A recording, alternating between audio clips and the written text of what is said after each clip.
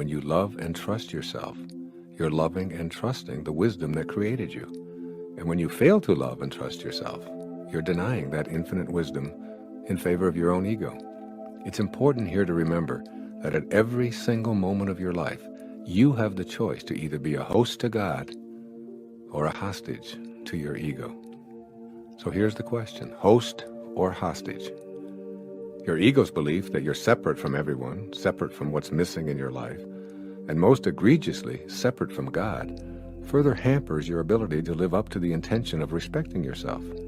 Ego's idea of separation fosters your feelings of being in competition with everyone and evaluating your worth based on how frequently you emerge as a winner. As a hostage to your ego, self-respect is unavailable because you feel judged for your failures. It's out of this bleak picture produced by the negative ego that self-rejection emerges. It captures you and makes a hostage of you, never allowing you to play host to that from which you originated. Being a host to God means always seeing your authentic connection to your source. It's knowing that it's impossible for you to ever be disconnected from the source from which you came. Personally, I thoroughly enjoy being a host to God. As I write here every single morning, as I sit here in the studio reading these words, I feel that I'm receiving words and ideas from the power of intention, which allows me to bring these words to this page and to this recording. I trust in this source to provide me with the words. Therefore, I'm trusting in the source that brought me into this physical world. I'm eternally connected to this source. This awareness simply doesn't include a lack of respect for intending this book or this recording into form. The conclusion I've come to is that I'm worthy of my intention to write a book and to create this recording and have it published and in your hands today. In other words, I respect the peace of God that I am. I tap into the power of intention, and my feeling of respect for it enhances my respect for myself. So by loving and respecting yourself, you're hosting God and inviting the energy of creation to your consciousness, to your daily life, as you connect to the power of intention. Hey there, Vision Clarity family. Sorry for interrupting, but I've got something exciting to share with you today. I've discovered a program called The Language of Abundance that I believe can truly enhance our journey towards manifestation and abundance. This program is all about unlocking the power of positive thinking and attracting wealth into your life. It's simple, easy to follow, and has been praised by many for its effectiveness. Check out the link in the description below to learn more and get your hands on this life-changing tool today. Remember, we're all about growth and positivity here, and I believe this could be a great step forward for many of us. Stay blessed and keep manifesting. Now let's get back to our session. Let's look at the energy of intention and your self-respect. If you don't believe that you're worthy of fulfilling your intentions for health, wealth, or loving relationships, then you're creating an obstacle that will inhibit the flow of creative energy into your daily life. Recall that everything in the universe is energy, which moves at various frequencies. The higher the frequency, the closer you are to spiritual energy. In the lower frequencies, you find shortages and problems. Intention itself is a unified energy field, which intends everything into existence. This field is home to the laws of nature and is the inner domain of every human being. This is the field of all possibilities, and it's yours, just by virtue of your existence. Having a belief system that denies your connection to intention is the only way you're unable to access the power of intention from the infinite field. If you're convinced that you're unworthy of enjoying the field of all possibilities, then you'll radiate this very kind of low energy.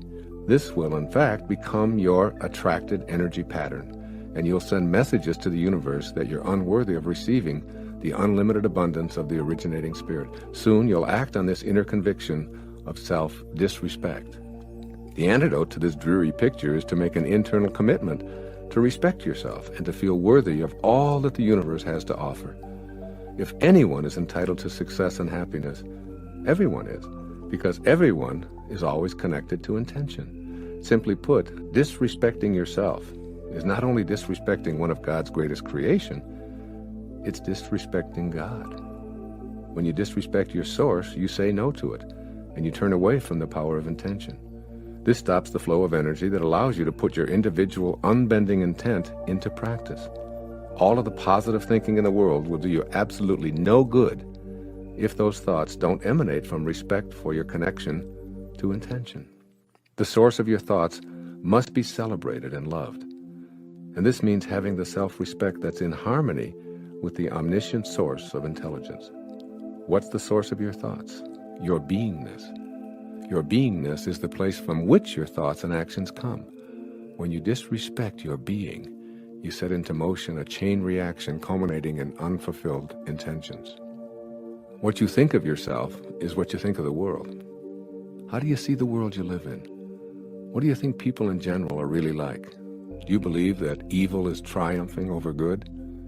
Is the world filled with egocentric, selfish people? Can the little guy ever get ahead? Are government entities and all their representatives corrupt and untrustworthy?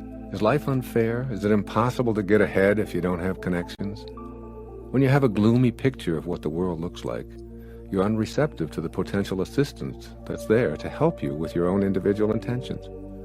Why would others want to come to your aid when you view them as contemptible? Why would the universal force be attracted to that which repels it? How could a world that's so corrupt ever be of assistance to someone who has noble intentions? The answer to these questions are obvious. You attract into your life what you feel inside.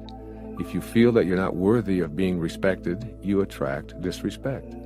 This weak self-respect is the result of an exceptionally rusty link to the field of intention.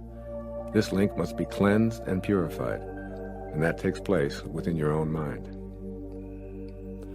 I've specifically chosen self-respect as the very first chapter in part 2 of this recording on applying intention, because without high esteem for yourself, you shut down the entire process of intention. Without unflagging self-respect, the process of intention is operating at the lowest levels. The universal field of intention is love, kindness, and beauty, which has for all that it brings into the material world. Those who wish to replicate the works of the universal all-creating mind must be in harmony with the attributes of love, kindness, and beauty. If you disrespect anyone or anything that God creates, you disrespect that creative force. You are one of those creations. If you view yourself disrespectfully, you've forsaken or cast aside, or at the very least, you've sullied your connection to the power of intention. It's important that you recognize that your entire worldview is based on how much respect you have for yourself. It has nothing to do with what others may think of you. Your self-respect comes from the self, and the self alone. Let's look at the self in self-respect. Perhaps the greatest mistake we make, which causes a loss of self-respect, is making the opinions of others more important than our own opinion of ourselves. Self-respect means just what it says. It originates from the self. This self originated in a universal field of intention that intended you here, from the infinite formless state to a being of molecules and physical substance. If you fail to respect yourself, you're showing contempt for the process of creation. How do you return to the self in self-respect? Well, rather than judging those who judge you, thereby lowering your self-respect, send them a silent blessing of forgiveness, and imagine them doing the same toward you. You're connecting to intention and guaranteeing that you'll always respect the divinity that you are. You've cleared the path to be able to enjoy the great power that is yours in that field of intention. Making your intention your reality. In this concluding section, I'm going to present you with 10 ways or 10 steps to practice nurturing your intention to respect yourself at all times. Here's step 1. Look into a mirror. Make eye connection with yourself and say, I love me, as many times as possible during your day.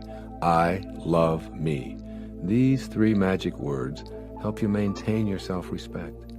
Your immediate impulse might be to see this as an expression of your ego's desire to be superior to everyone else, but this is not an ego statement at all. It's an affirmation of self-respect. Transcend that ego mind and affirm your love for yourself and your connection to the Spirit of God. This doesn't make you superior to anyone. It makes you equal to all and celebrates that you're a piece of God. Affirm it in order to be respectful of that which intended you here. Affirm it because it's the way you're going to stay connected to your source and regain the power of intention. I love me. Say it proudly and be that image of love and self-respect. Step 2. Write the following affirmation and repeat it over and over again to yourself. I am whole and perfect as I was created, Carry this thought with you wherever you go. Have it laminated and placed in your pocket or on your dashboard or on your refrigerator or even next to your bed. Allow the words to become a source of high energy and self-respect. By simply carrying these words with you and being in the same space with them, their energy will flow directly to you. Over and over, remind yourself, I'm not my body, I'm not my accumulations, I'm not my achievements, I'm not my reputation. I am whole and perfect as I was created. Step 3. Extend more respect to others and to all of life. Perhaps the greatest secret of self-esteem is to appreciate other people more. The easiest way to do this is to see the unfolding of God in them. Look past the judgments of others' appearances, failures and successes, their status in society, their wealth or their lack of it, and extend appreciation and love to the source from which they came. Everyone is a child of God. Everyone. Remember, when you judge another, you do not define them. You define yourself as someone who needs to judge. The same applies to judgments directed at you. Step 4. Affirm to yourself and all others that you meet, I belong. A sense of belonging is one of the highest attributes on Abraham Maslow's pyramid of self-actualization, which I discussed at the beginning of the next chapter. Feeling that you don't belong or you're in the wrong place can be due to a lack of self-respect. Respect yourself and your divinity by knowing that everyone belongs. This should never come into question. Your presence here in this universe is proof alone that you belong here. The wisdom of creation intended you to be here, in this place, in this family, with these siblings and parents, occupying this precious space in this time. Say it to yourself and say it over and over again. I belong, and so does everyone else. No one is here by accidents. There are no accidents in this universe. Step 5. Remind yourself that you're never alone. My self-respect stays intact as long as I know that it's impossible for me to be alone. I have what I call a senior partner who's never abandoned me and who stuck with me even in moments when I had seemingly deserted my source. I feel that if the universal mind has enough respect to allow me to come here and to work through me and to protect me in times when I strayed onto dangerous non-spiritual turf, then this very partnership deserves my reciprocal respect. I recall my friend Pat McMahon, a talk show host on KTAR radio in Phoenix, Arizona, telling me about his encounter with Mother Teresa in his studio before interviewing her for his program. He pleaded with her to allow him to do something for her. Anything at all, he begged. I'd just like to help you in some way. She looked at him and said, tomorrow morning, get up at 4 a.m. and go out onto the streets of Phoenix and find someone who lives there who believes that he's alone and convince him that he's not. Great advice, because everyone who wallows in self-doubt or appears to be lost has lost their self-respect because they've forgotten that they're not alone. No one is ever alone. Step 6. Respect your body. You've been provided with a perfect body to house your inner invisible being for a few brief moments in eternity. Regardless of its size or shape or color or any imagined infirmities, it's a perfect creation for the purpose that you were intended here for. You don't need to work at getting healthy. Health is something you already have if you don't disturb it. You can begin the fulfillment of this intention to live a life of self-respect by honoring the temple that houses you. You know what to do. You don't need another diet or workout manual or personal trainer. Go within, listen to your body, and treat it with all of the dignity and love that your self-respect demands. Step 7. Meditate. Always meditate to stay in conscious contact with your source, which always respects you. I can't say this enough. Meditation is a way to experience what the 5 senses can't detect. When you're connected to the field of intention, you're connected to the wisdom that's within you. The divine wisdom has great respect for you, and it cherishes you while you're here. Meditation is a way to ensure that you stay in a state of self-respect. Regardless of all that goes on around you, when you enter into that sacred space of meditation, all doubts about your value as an esteemed creation dissolve. You'll emerge from the solemnity of meditation feeling connected to your source and enjoying respect for all beings, particularly yourself. Step 8. Make amends with adversaries. The act of making amends sends out a signal of respect for your adversaries. By radiating this forgiveness energy outward, you'll find this same kind of respectful, positive energy flowing back towards you. If you're filled with rage toward anyone, there's a huge part of you that resents the presence of this debilitating energy. Take a moment right here and now to simply face that person who stands out in your mind as someone you hurt or directed hurt towards you, and tell him or her that you'd like to make amends. You'll notice how much better you feel. The good feeling of having cleared the air is self-respect. It takes much more courage and strength of character and inner conviction to make amends than it does to hang on to the low energy feelings. Step 9. Always remember the self in self-respect. In order to do this, you must recognize that the opinions of others towards you aren't facts, they're opinions. When I speak to an audience of 500 people, there are 500 opinions of me in the room at the end of the evening. I'm none of those opinions. I can't be responsible for how they view me. The only thing I can be responsible for is my own character, and this is true for every single one of us. If I respect myself, then I'm relying on the self in self-respect. If I doubt myself or punish myself, I've not only lost my self-respect, I'll continue to attract more and more doubt and lower energy opinions with which to further punish myself. You can't stay linked to the universal mind which intends all of us here if you fail to rely on yourself for your self-respect. And finally, step 10, always be in a state of gratitude. You'll discover that gratitude is the final step in each succeeding chapter. Be an appreciator rather than a depreciator of everything that shows up in your life. When you're saying thank you, God, for everything, and when you're expressing gratitude for your life and all that you see and experience, you're respecting creation itself. This respect is within you, and you can only give away what you have inside. Being in a state of gratitude is the exact same thing as being in a state of respect. Respect for yourself, which you give away freely, and which will return to you tenfold. Thanks for watching. Before we wrap up, I want to remind you about the Language of Abundance program I mentioned earlier. It's a game changer for anyone on a manifestation journey. Simple, effective, and designed to help you attract prosperity. If you're ready to take your journey to the next level, click the link below. Remember, we're all about positivity and growth here. So let's keep manifesting and creating the life we desire. Until next time, stay blessed and keep your vision clear. Are you tired of waiting for your manifestations to come true? You activate loving energy, which is synonymous with giving.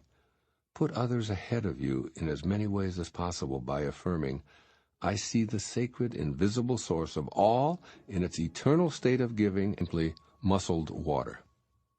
Think about the mysterious, magical nature of this liquid energy that we take for granted. Try to drink water silently today, while reminding yourself with each sip to nourish others in the same life-flourishing ways that streams give to the animals and rain delivers to the plants. Note how many places water is there for you, serving you by flowing naturally. Say a prayer of gratitude for this life-sustaining, always-flowing substance. Thank you for joining our session today. If you're ready to take your manifestation game to the next level, head over to the link in the description and get your own copy of the script today to unlock the power of the universe and manifest your dreams with ease.